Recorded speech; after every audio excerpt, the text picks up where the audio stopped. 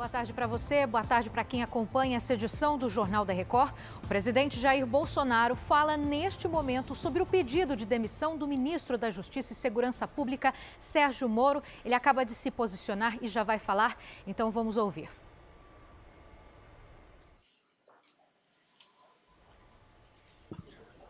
Senhores e senhoras, boa tarde. Meus ministros, imprensa, povo brasileiro que me assiste.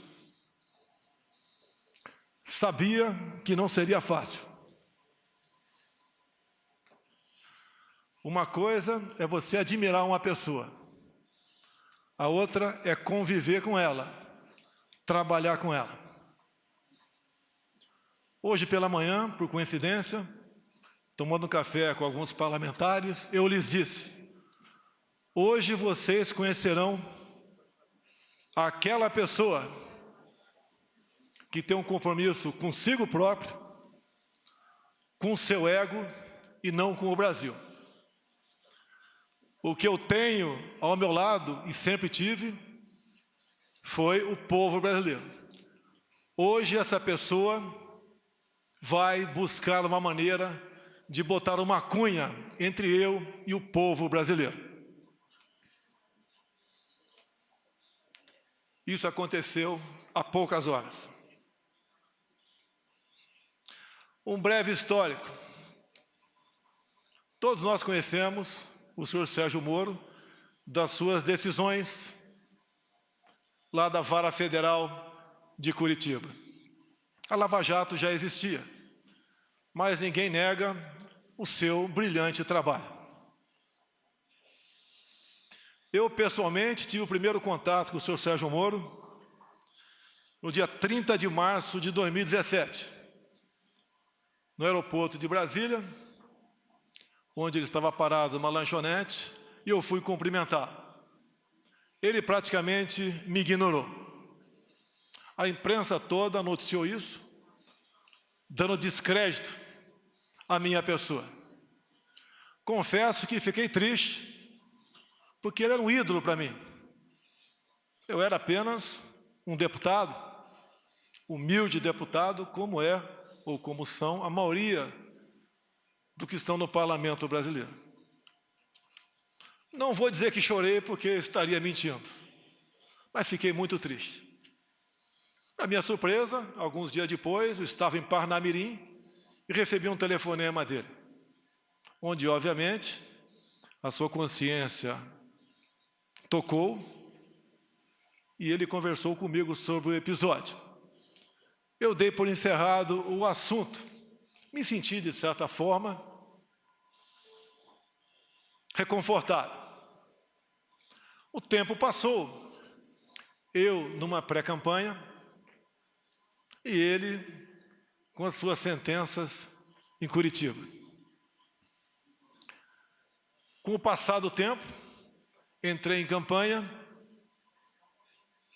e, como, no meu entendimento, não tinha como me deter, tentaram me assassinar.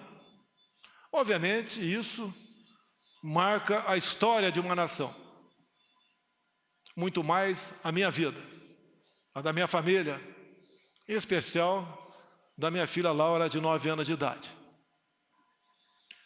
Acabou o primeiro turno. Eu passei para o segundo turno com o senhor Fernando Haddad, do PT. Nesse ínterim, eu, baixado no Einstein, em São Paulo, recebi uma ligação de uma pessoa que queria fazer com que o senhor Sérgio Moro fosse me visitar. Eu fiquei feliz, mas declinei. Ele não esteve comigo durante a campanha. Eu não sei quem ele votou no primeiro turno e nem quero saber. O voto é sagrado e secreto. Mas eu exatamente evitei conversar com ele naquele momento, entre o primeiro e o segundo turno, porque com toda certeza essa visita se tornaria pública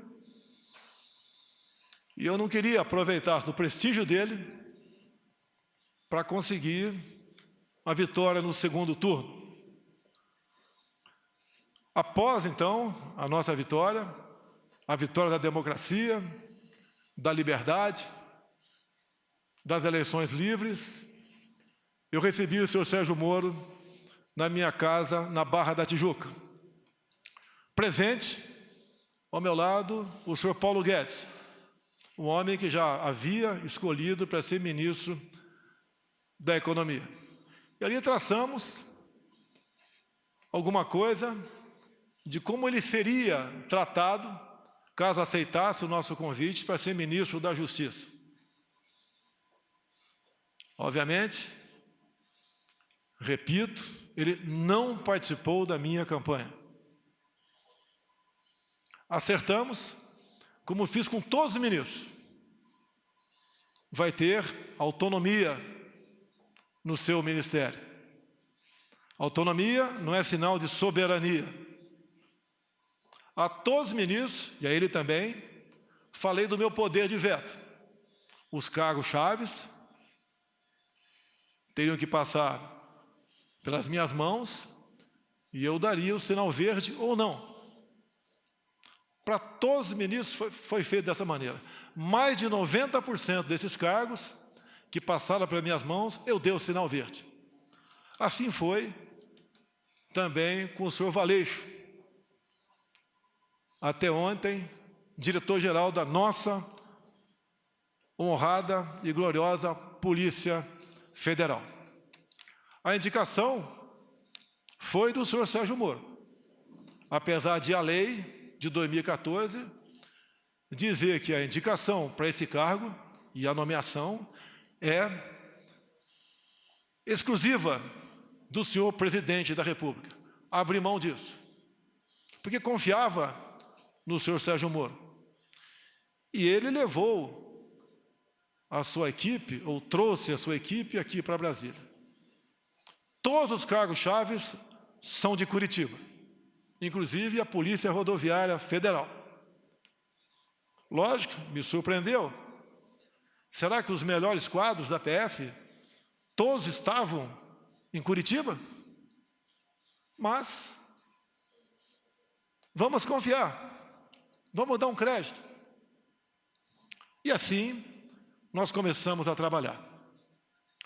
O senhor da imprensa bem sabe que eu não conto com a isenção, na maioria das vezes, por parte de vocês, nas matérias publicadas.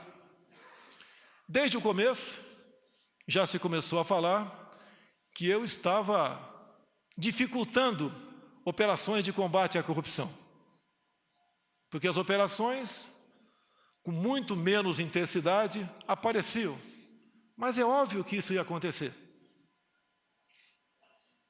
Se as nossas indicações para ministérios, bancos oficiais e estatais não passavam por indicações partidárias, está na cara que a fonte da corrupção não era tão abundante quanto antigamente. Isso começou a bater sobre mim, como se eu tivesse contrário à Lava Jato. Isso não é verdade. As grandes operações da PF no passado foram em cima de estatais ou de empreiteiros que faziam obras e arrancavam recursos via bancos oficiais, em especial o BNDES.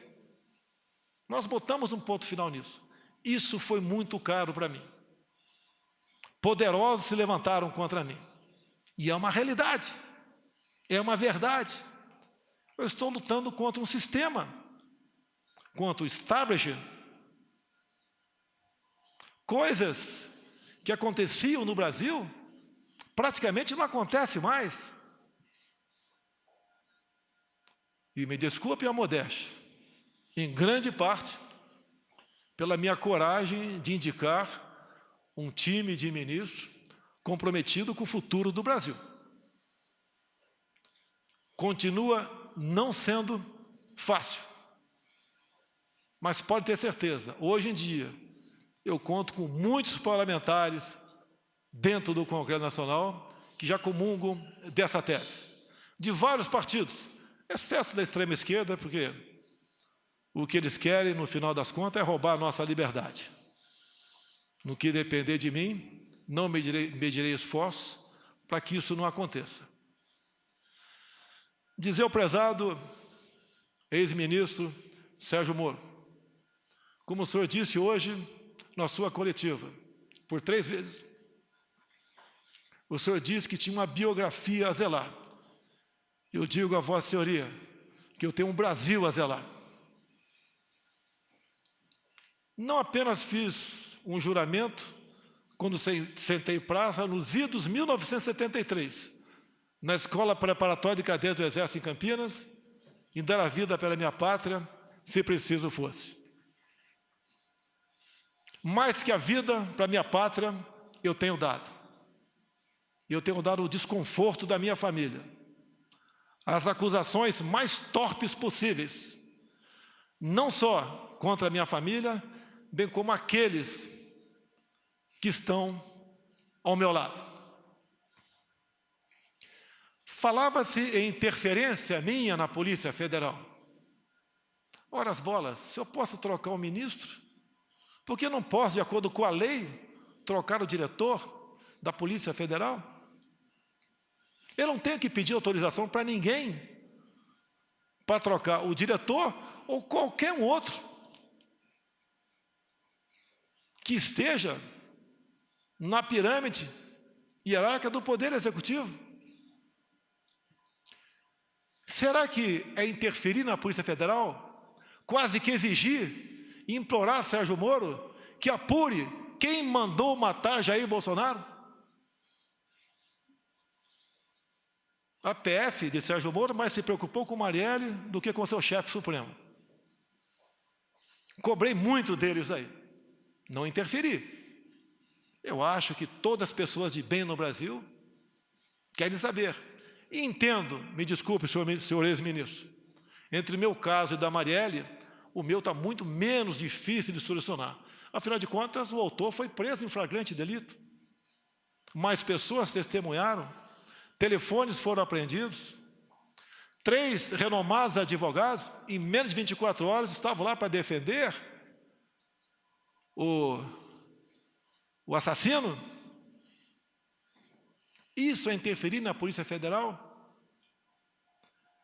Será que pedir à Polícia Federal, quase que implorar, via ministro, para que fosse apurado o caso Marielle, no caso porteiro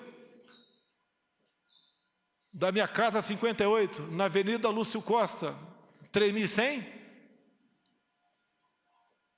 Quase que por acaso descobrimos, se não eu pedir para o meu filho ir na portaria e filmar a secretária eletrônica. Talvez até hoje ficasse a dúvida para todos que eu poderia estar envolvido nisso. Isso foi numa quarta-feira de março de 2018, onde entre a ligação do porteiro para a minha casa e as minhas digitais nos painéis de presença da Câmara, tinha um espaço de menos de 1 hora, eu não estava lá.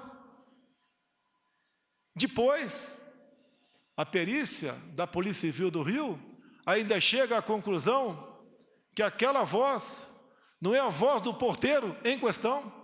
Será que é interferir na Polícia Federal, exigir uma investigação sobre esse porteiro? O que aconteceu com ele?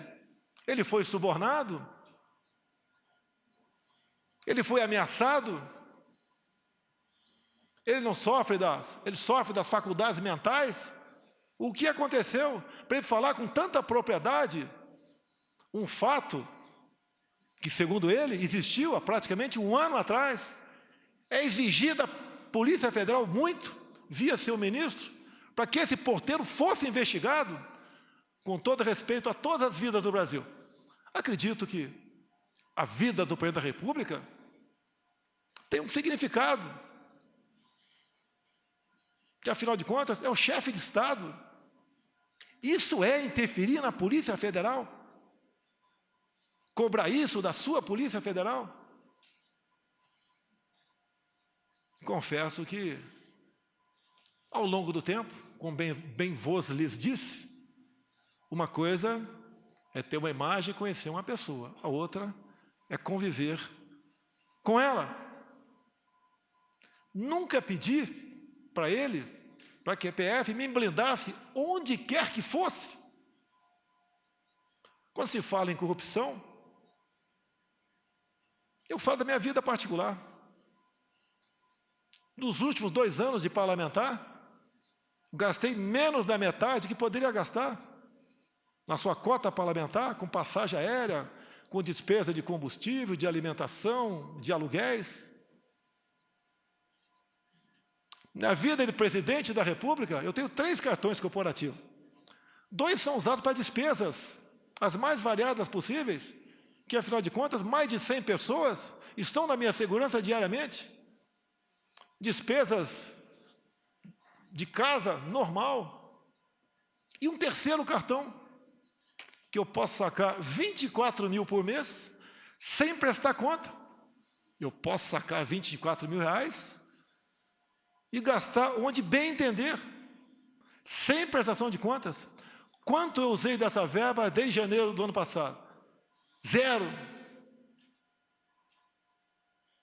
Isso é obrigação. Desliguei o aquecedor da piscina olímpica do Alvorada. Modificamos o cardápio. Mas isso não tem nada a ver. É obrigação da minha parte. Mas só para lembrar que eu tenho preocupação com a coisa pública e busco dar exemplo.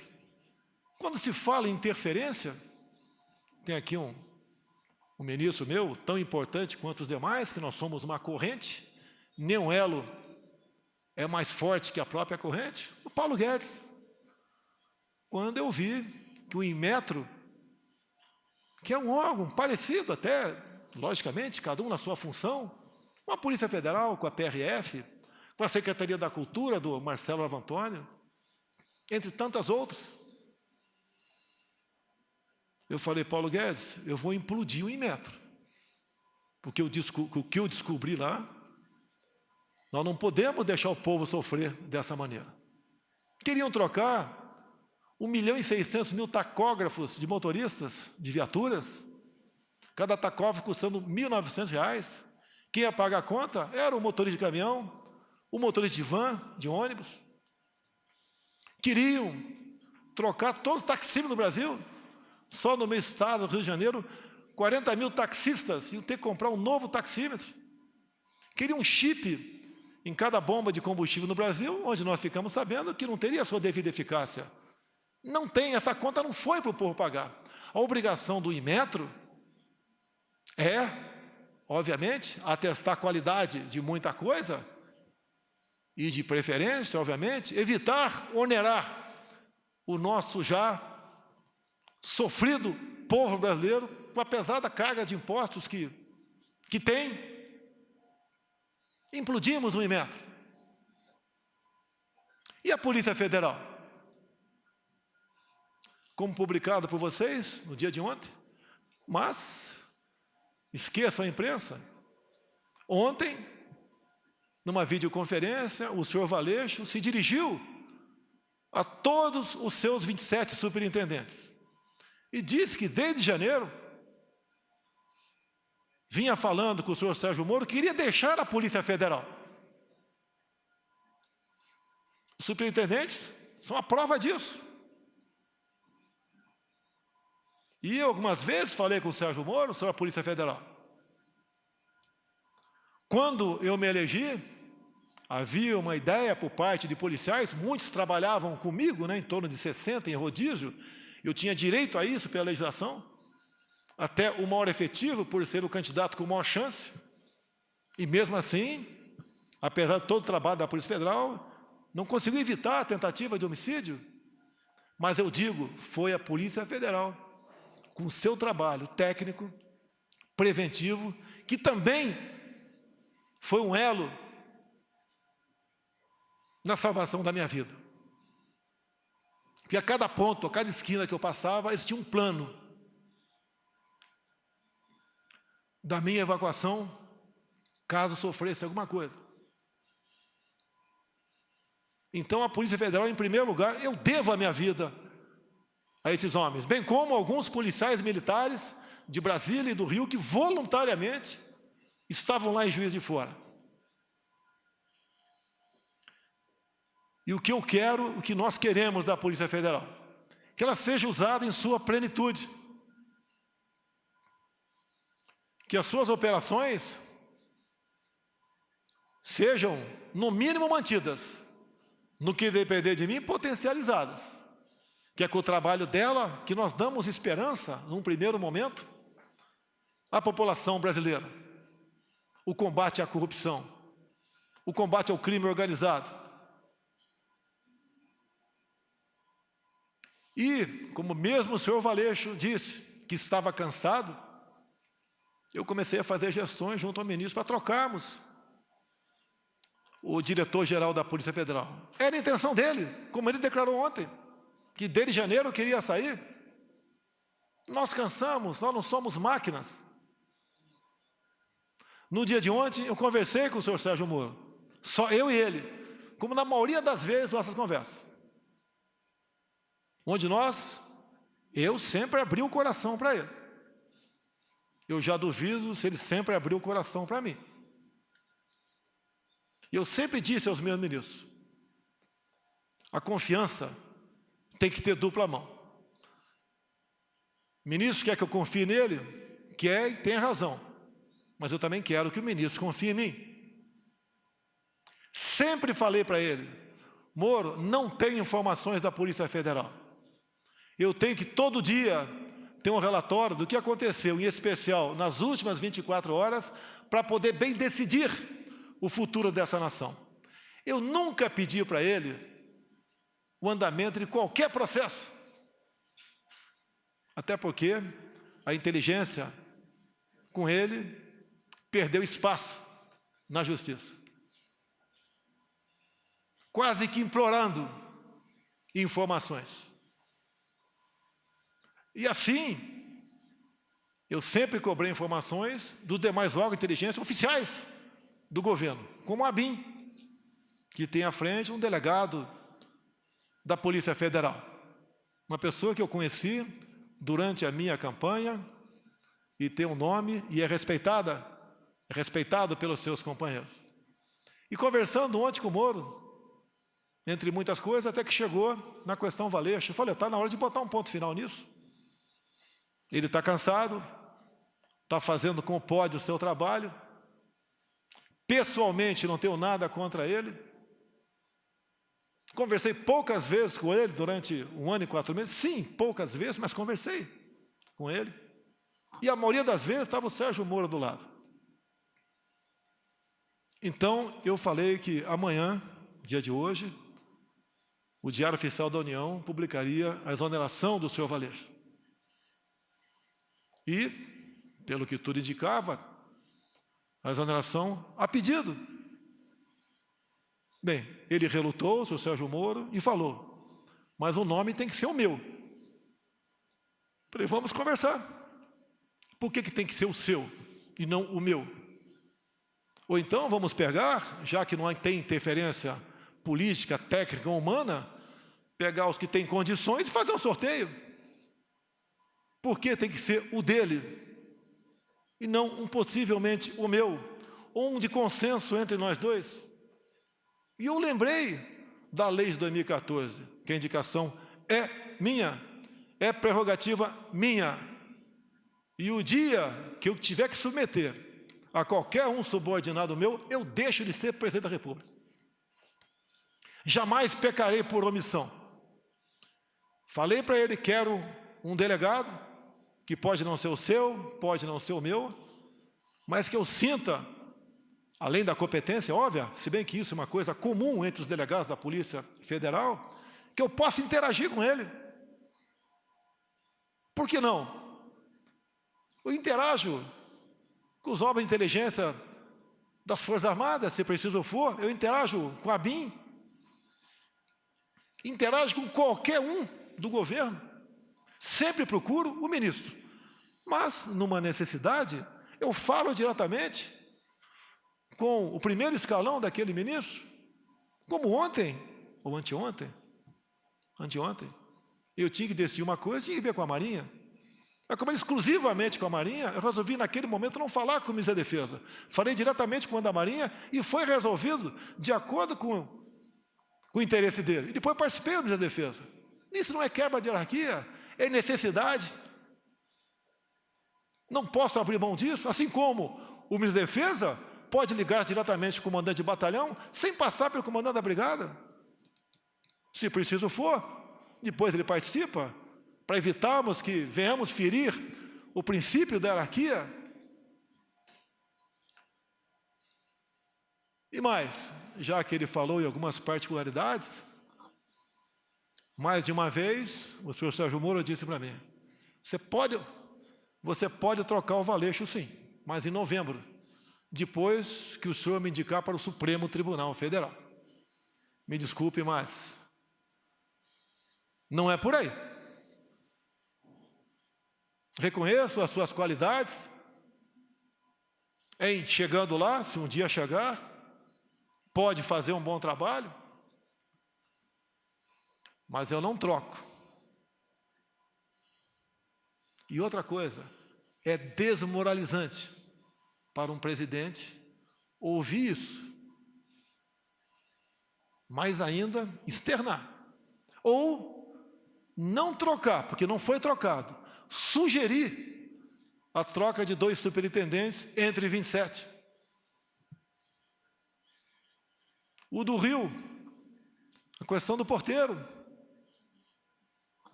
a questão do meu filho, 04, o Renan, que agora tem 20, 21 anos de idade, quando, no clamor da questão do porteiro, do caso Adélio, que os 2 ex-policiais teriam ido falar comigo, também apareceu que o meu filho 04 teria namorado a filha desse ex-sargento. Eu comecei a correr atrás. Primeiro eu chamei meu filho. Abre o jogo. Pai, eu saí com metade do condomínio, nem lembro quem é essa menina, se é que eu estive com ela. Hoje a vida é assim. A intenção de dizer que o meu filho namorava a filha do ex-sargento era que nós tínhamos um relacionamento familiar. Eu não me lembro dele. Pode ser até que tenha tirado foto com ele. Durante pré-campanha e campanha era comum eu tirar em média 500 fotografias por dia, porque essa era a minha imprensa. E daí eu fiz um pedido para a Polícia Federal, quase com, por favor, chegue em Mossoró e interrogue o ex-sargento. Foram lá, a PF fez o seu trabalho, interrogou, e está comigo a cópia do interrogatório, onde ele diz simplesmente o seguinte: a minha filha nunca namorou a filha do presidente Jair Bolsonaro, que a minha filha sempre morou nos Estados Unidos. Mas eu é que tenho que correr atrás disso? Ou é um ministro, ou é uma Polícia Federal que tem que se interessar? Não é para me blindar, porque eu não estou em curso em nenhum crime. A mídia, outras instituições já me botaram de cabeça para baixo, chacoalharam tudo. Levantaram até que com 5 anos de idade, revista Época, eu chamava uma mulher de gorda em Eldorado Paulista. Descobriram, eu nem sabia, que a avó da minha esposa já foi presa por 3 anos por tráfico de drogas. Confesso que não sabia. E se eu soubesse, teria casado com a senhora Michele assim mesmo. Fiquei sabendo, através de vocês também, que a mãe da senhora Michele cometeu um crime de falsidade ideológica. Na sua inocência, em vez de fazer uma cirurgia plástica para ficar mais jovem, né, mais bonita, ela resolveu fazer uma cirurgia na certidão de nascimento, diminuindo 10 anos a sua idade. Esse foi o crime dela. Se coloca em público isso daí, para escrotizar, para dizer que ela não tem caráter. O caso Queiroz, eu conheço o Queiroz desde 1984, no 8º grupo de campanha paraquedista.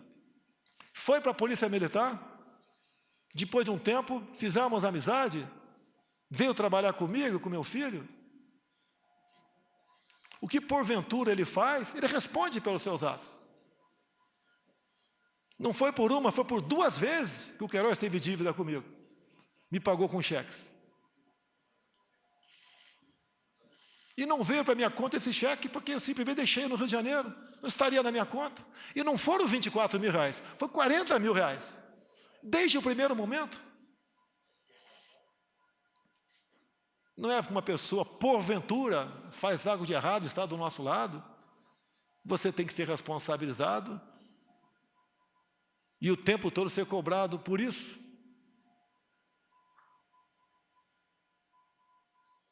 Nunca pedi para blindar ninguém da minha família. Jamais faria isso.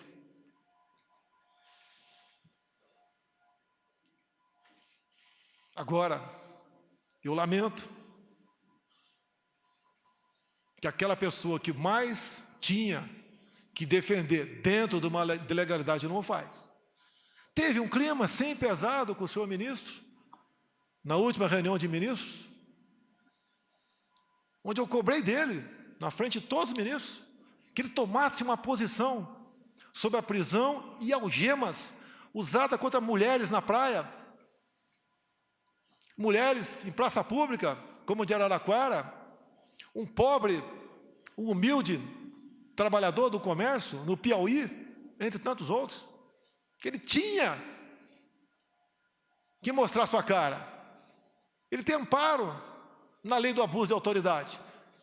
Essa lei, que por ser lei, não tem que ser questionada, discutida, tem que ser cumprida. Quem é contra ela, que apresente uma ADIM junto ao órgão competente para que ele ajuize junto ao Supremo Tribunal Federal. A resposta dele foi o silêncio. Boas matérias, ele aparece, mas se omite. A minha vida, as minhas ações, muitas vezes, elas são de um arrebento, de explosão. Eu não posso admitir cercear o direito de ir e vir quem quer que seja. E a lei que fala sobre isso, no caso de pandemias, é alguém comprovadamente infectado. A decisão dessas medidas coercitivas cabem aos respectivos governadores e prefeitos. Assim decidiu o Supremo Tribunal Federal. E uma vez decidido, não cabe a mim questionar mais. Prefeitos, alguns governadores, em cima disso, estão cometendo tremendos absurdos. E o governo federal tem que se posicionar, tem que peticionar o Supremo Tribunal Federal, entrar com ações. E quem tem que fazer isso? O presidente ou o ministro da pasta responsável? Isso incomoda ele. É o ministro, lamentavelmente, desarmamentista, dificuldades enormes com decretos para facilitar para os CACs ou para aqueles que têm uma arma a compra de armamento, de munição.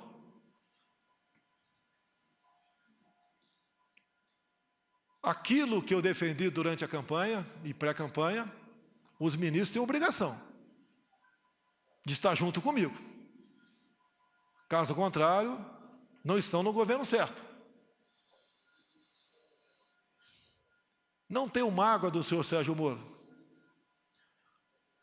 Hoje pela manhã,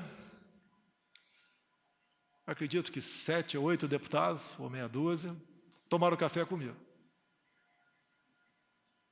E eles estão à vontade, se quiser falar ou não. Eu lhes disse, hoje vocês vão conhecer quem realmente não me quer na cadeira presidencial. Esse alguém não está no Poder Judiciário, nem está no Parlamento Brasileiro. Não lhes disse o nome. Falei, vocês vão conhecê-lo às 11 da manhã.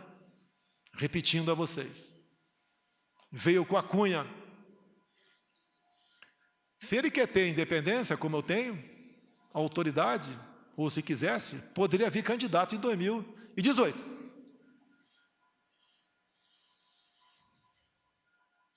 Agora, eu não posso conviver, ou fica difícil a convivência, com uma pessoa que pensa bastante diferente de você. Um fato que foi noticiado muito no início do ano passado, ele nomeou a senhora Ilona Sabó como suplente de um conselho, e nós sabemos que essa senhora, ou senhorita, tem publicações, as mais variadas possíveis, defendendo o aborto, ideologia de gênero, entre tantas outras coisas, que estão em completo desacordo com as bandeiras que eu defendi, que os cristãos brasileiros também defendiam, e até ateus defendiam também. Não foi fácil conseguir a exoneração dessa pessoa, porque o tempo todo você me deu carta branca e porteira fechada. Mas quase sempre se lembrava do poder de veto. Torci muito para dar certo. Muito. Mas, infelizmente, ou felizmente, no dia de hoje, após nossa conversa no dia de ontem, eu até fui sinalizado que ele compareceria à presidência e seria bem recebido, como foi o senhor Mandetta há poucos dias, para comunicar seu afastamento, ou para tentar a última cartada. Tem mais esses nomes aqui para o DG. O senhor concorda com algum desses ou não? E daí tomar uma providência. Eu sempre fui do diálogo. Vocês não vão encontrar nenhum ministro meu que vai dizer que eu impus qualquer coisa para ele. Ele resolveu marcar uma coletiva e fez acusações infundadas, que eu lamento.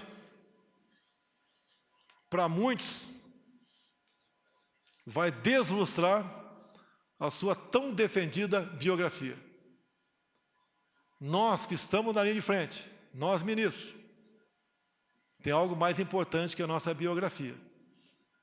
É o bem-estar do seu povo, é o futuro dessa nação. Vamos levar, no sentido figurado, muito tiro na cara, mas vamos cumprir a missão. Aqui tem ministros que apanham todo dia, como Abraham Van Trauben, por exemplo. Outros apanham também, mas esse é um exemplo. Luta contra uma doutrinação de décadas, onde vem demonstrando que a educação do Brasil nunca teve tão mal. Não só as provas do PISA, bem demonstram que estamos em várias matérias em último na América do Sul, em último no mundo. Isso tem que ser mudado.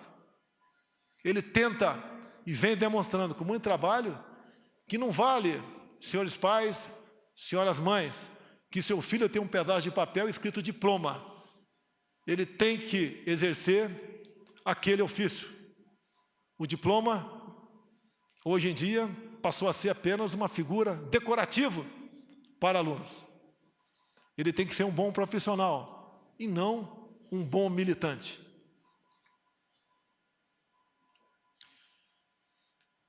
Três páginas bem curtas apenas aqui, eu vou ler e dar o encerramento a essa coletiva. Meu compromisso é com o Brasil e com a democracia. Sempre dei plena liberdade aos meus ministros, sem abrir mão do meu poder de veto e da minha autoridade como presidente da República. Sempre mantive diálogos republicanos com todos os meus ministros. Temos discordâncias e convergências, mas, em qualquer situação, mantive o respeito à opinião de todos. Sempre fui leal a eles. Ontem, mais uma vez, conversamos com o senhor ministro Sérgio Moro sobre a substituição na Polícia Federal. Esperava, em conjunto com o senhor ministro, definir um nome para dirigir a instituição, ainda que, pela lei, esta seja uma prerrogativa exclusiva do presidente da República. Estou decepcionado e surpreso com o seu comportamento. Não se dignou a me procurar e preferiu uma coletiva de imprensa para comunicar sua decisão. Meu compromisso é com a verdade, sem distorções. Não são verdadeiras as insinuações de que eu desejaria saber sobre investigações em andamento. Nos quase 16 meses em que esteve à frente do Ministério da Justiça, o senhor Sérgio Moro sabe que jamais lhe procurei para interferir nas investigações que estavam sendo realizadas. A não ser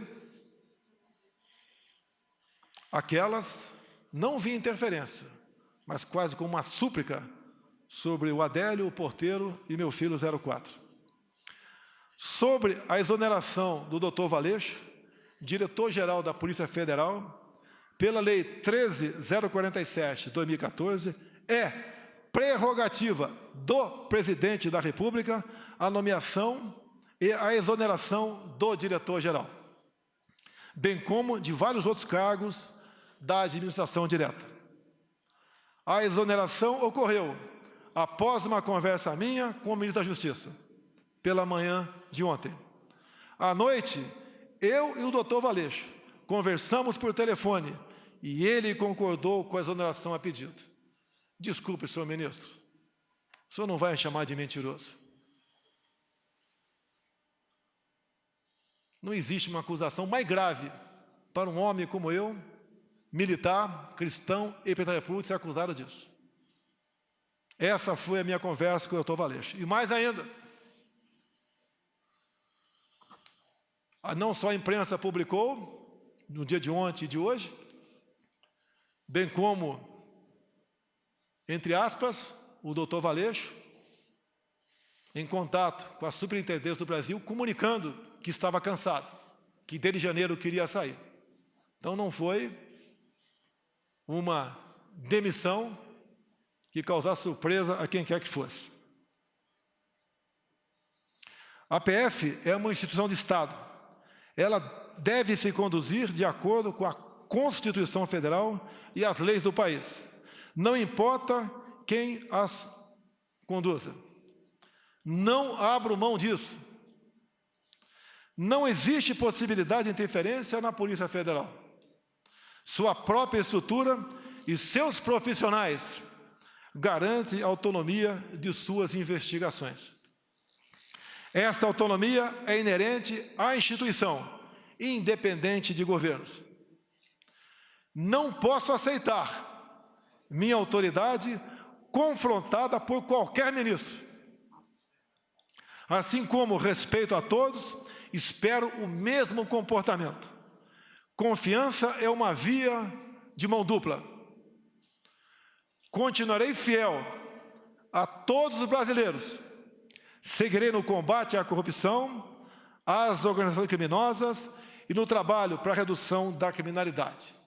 O governo continua. O governo não pode perder sua autoridade por questões pessoais de alguém que se antecipa a projetos outros. Travo o bom combate. A minha preocupação é entregar o Brasil para quem vier me suceder no futuro, bem melhor do que recebi em janeiro do ano passado. Confio nos meus ministros, nos servidores públicos, que têm nos ajudado a vencer a estes obstáculos. O Brasil é maior do que qualquer um de nós. Esse é o nosso compromisso. Esse é o nosso dever de servir a pátria. A pátria vai ter de cada um de nós o seu empenho, o seu sacrifício e, se possível, se for necessário, o teu sangue para defender a democracia e a liberdade. Meu muito obrigado a todos os senhores. Está encerrado este pronunciamento. Este foi, então, o pronunciamento do presidente Jair Bolsonaro sobre o pedido de demissão do agora ex-ministro da Justiça e Segurança Pública, Sérgio Moro. Outras informações às 7h45 da noite no Jornal da Record e 00:30 tem mais Boletim JR. Até lá!